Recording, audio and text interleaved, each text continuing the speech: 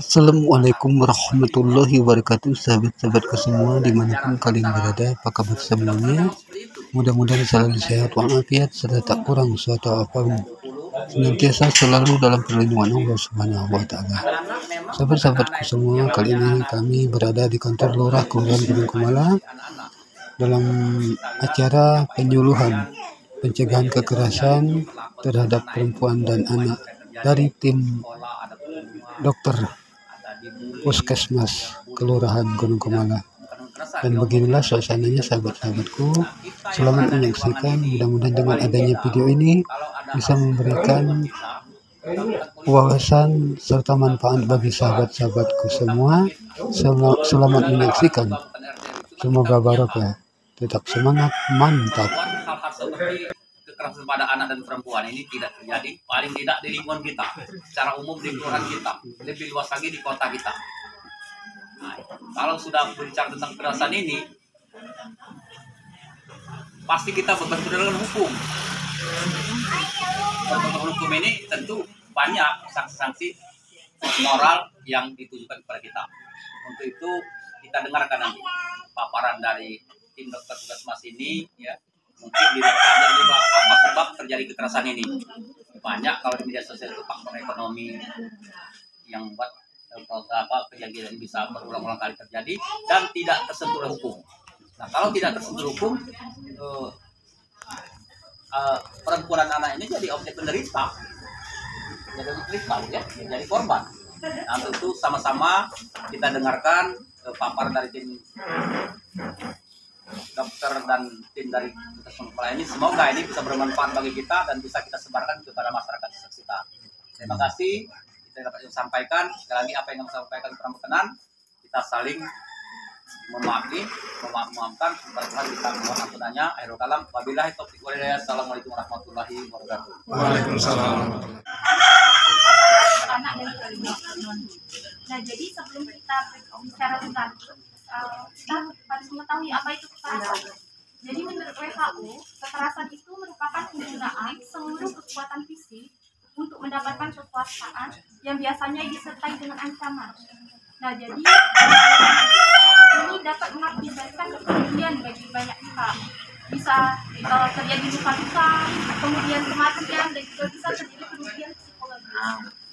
Nah, menurut Komnas Perempuan, catatan tahunan pada tahun 2023, jumlah kekerasan terhadap perempuan itu pada tahun 2003 sebanyak 289.111 kasus. Jadi angkanya tinggi, ya.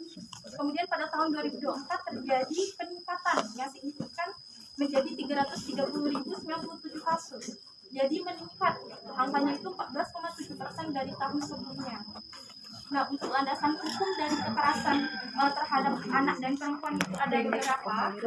Contohnya pada UU nomor 12 tahun 2022 tentang tindak pidana kekerasan seksual. Kemudian UU nomor 23 tahun 2002 tentang perlindungan anak. Terus ada UU nomor 23 tahun 2004 pasal 1 tentang menindak pelaku kekerasan dalam rumah tangga dan melindungi korban kekerasan dalam rumah tangga. Ada juga UU nomor 21 tahun 2007 dan pasal 82 ayat 1 UU nomor 17 tahun 2016. Nah, jadi untuk jenis kekerasan pada perempuan dan anak ini ada beberapa jenis. Yang pertama, kekerasan fisik. Nah, untuk kekerasan fisik itu sendiri, kekerasan yang menggunakan fisik yang menyebabkan yang melukai orang lain, seperti menendang, memukul, kemudian bertengkar yang melukai orang lain. Kemudian untuk yang kedua yaitu ada kekerasan psikis. Jadi kalau kekerasan psikis ini dia mengenai psikis seseorang, psikis dari mental seseorang. Misalnya menghina, kemudian menakuti, terus membuat perasaan orang lain tidak nyaman. Nah, itu sudah termasuk dari kekerasan psikis. Dan juga ada perundungan, bullying. Nah, ini sering terjadi biasanya pada anak, ya. Jadi perundungan ini biasanya dilakukan oleh orang-orang yang dianggap kuat atau yang berpower. Dilakukan pada orang-orang yang dianggap lemah. Misalnya mengejek teman dengan nama panggilan orang tua. Dan juga ada juga kekerasan seksual. Nah, kalau kekerasan seksual ini kekerasan yang dilakukan seperti memperkosa, mempersetujui, kemudian mempertontonkan alat kelamin. Nah, itu termasuk kekerasan seksual. dan juga ada juga kekerasan penelantaran ekonomi dan diskriminasi dan intoleransi. Nah, untuk diskriminasi dan intoleransi ini seperti membeda-bedakan, terus memilah-milah, kemudian membatasi orang lain karena latar belakang yang dia miliki. Misalnya berteman dengan perbedaan jenis kelamin, kemudian warna kulit. Nah, untuk penyebab terjadinya kekerasan ini ada banyak. Jadi salah satunya karena perselisihan terhadap ekonomi. Kemudian bisa juga cemburu pada pasangan, itu bisa menyebabkan kekerasan. Terus pasangan yang mempunyai selingkuhan. Kemudian adanya problem seksual, hiperseks itu bisa. Kemudian pengaruh kebiasaan minum alkohol. Terus permasalahan dengan anak, kehilangan pekerjaan, PHK atau menganggur itu bisa juga. Kemudian istri yang ingin melanjutkan studi dan kehamilan yang tidak diinginkan, nah ini bisa menjadi penyebab dari kekerasan. Nah, kemudian jumlah kasus kekerasan pada perempuan ini tinggi. Kalau untuk berdasarkan usia, itu paling tinggi pada usia 13 sampai 17 tahun. Kemudian di usia yang kedua yaitu ada pada usia 26 sampai 44 tahun. Nah, kemudian kalau berdasarkan pekerjaan itu paling tinggi pada pelajar biasanya dan orang yang tidak bekerja. Kemudian kalau berdasarkan pendidikan itu paling tinggi pada SMA, SLTA. Yang kedua pada SMP dan yang ketiga pada SD. Nah, jadi angka kekerasan pada perempuan dan anak ini tinggi ya. Kekerasan pada perempuan dan anak ini terjadi bisa pada siapa saja dan dilakukan oleh siapa saja. Contohnya itu ada tinjauan kasus contoh kasus yang terjadi di wilayah UPTJ Puskes Gunung Kemala. Jadi ada Nona FK, kemudian alamatnya ini wilayah kerja Puskes Gunung Kemala. Jadi pasien ini pada tanggal 6 Maret 2024 datang dengan keluhan demam sejak 2 hari. Nah, kemudian pasien ini mengeluh ada nyeri pada daerah kemaluan sejak kurang lebih 1 bulan. Kemudian dilakukan pemeriksaan adanya luka lengket pada bagian kulit vagina kirinya. Kemudian seminggu kemudian pasien datang lagi dengan keluhan nyeri pada kemaluannya. Terus dilakukan pada pemeriksaan adanya luka lecet pada kulit vagina kiri pasien. Terus mulut kemaluan pasien itu kemerahan dan melebar. Dan juga ada bercak putih, keputihan pada daerah klitorisnya. Terus lubangnya melebar pada daerah klitoris. Nah, setelah dilakukan pemeriksaan dan petugas mencurigai adanya kekerasan terhadap Nona FK ini, petugas langsung melaporkan ke dinas PPPA melalui via telepon. Nah, selanjutnya pasien diantar oleh petugas kesehatan ke Polres PPPA. Nah, keluarga pasien dan pasien dianamnesa dan dilakukan pemeriksaan fisik oleh pihak kepolisian.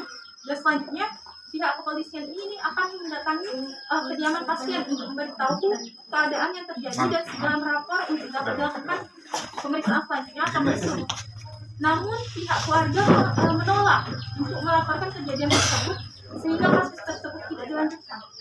Nah, jadi menurut UU nomor 1 tahun 2023 tentang KUHP persetubuhan dengan anak ini termasuk tindak pidana perkosaan. Jadi dari kasus di atas, perkosaan cabul terhadap anak itu termasuk dalam tindak pidana kekerasan seksual.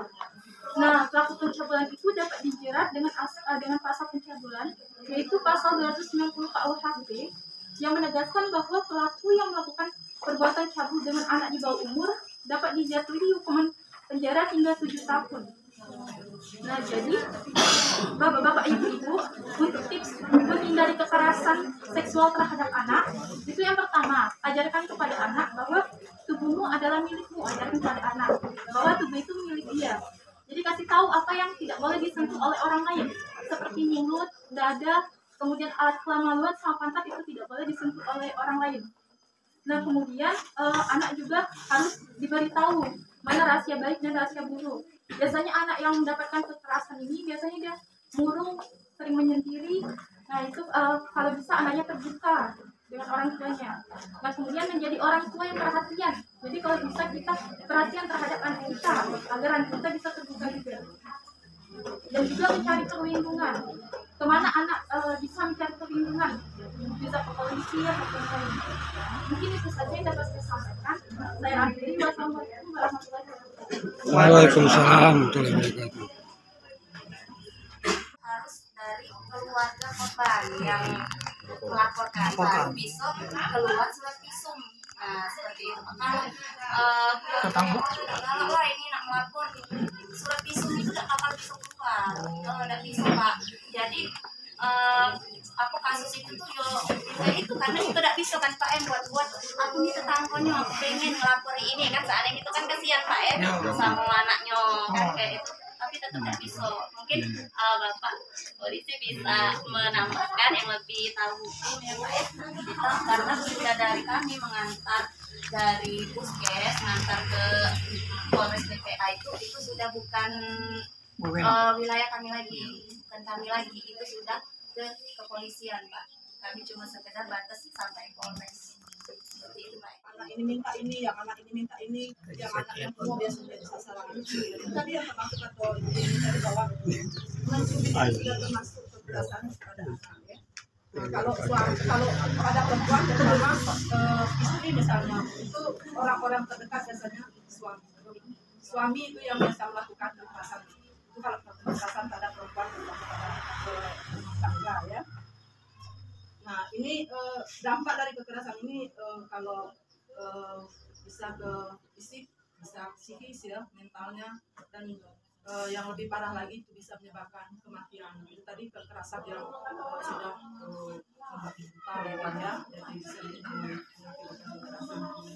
Makanya ini ada undang-undang yang melindungi ini, karena kalau anak itu dimarahi ibunya atau dimarahi oleh orang-orang terdekatnya, ya jelas apa daya mereka kan tidak punya kekuatan, dia terpaksa hanya sudah menyerahkan diri seperti itu. Apa yang akan orang yang melakukan kekerasan itu ya sudah dia pasrah menerima karena dia tidak punya kekuatan. Ataupun misalnya istri atau ibu atau wanita yang dilakukan kekerasan oleh orang-orang terdekatnya seperti suami misalnya atau bapaknya atau siapapun kakaknya atau ya wanita itu makhluk yang lemah Pak ya, makhluk yang lemah. Jadi seberapa kuat sih kita kami betina itu untuk melawan laki-laki. Jadi ya jelas pasti biasanya yang kekerasan yang kami kalah ya. Nah, jadi kami menghimbau di sini kita sama-sama ya, kalau untuk ibu itu sabar kalau menghadapi anak ya, sabar karena itu buah hati kita. Nah, kalau dia sakit kita akan merasa sakit ya. Kita lebih harus sabar, extra sabar ya. Jadi karena kita kalau sudah dilakukan kekerasan akan membekas di mentalnya gitu ya. Jadi itu juga bisa condong akan dilakukan nanti dia setelah dia berumah tangga akan berbuat seperti itu, hal yang sama yang dilakukan oleh orang tuanya. Dan itu bisa menyebabkan psikis juga, anaknya bisa merasa rendah diri, tidak berprestasi, kurang dalam arti prestasi sekolah ya. Jadi sabar Bu ya, sabar, terutama anaknya yang dekat, misalnya jarak umur anaknya, yang anaknya sudah tua ya. Nah, terus beri perhatian Bu, perhatian, sayangi, lindungi, bimbing dan arahkan sesuai dengan perkembangannya ya. Karena anak-anak yang 2-3 tahun atau 4 tahun itu memang tingkahnya ya lumayan ya. Jadi itu tadi kita harus bimbing, sayangi, cintai, dihargai ya. Nah terus kalau anak-anak usia di bawah 10 tahun atau di bawah 15 tahun itu tolong diarahkan pakaiannya ya untuk menghindari kekerasan seksual.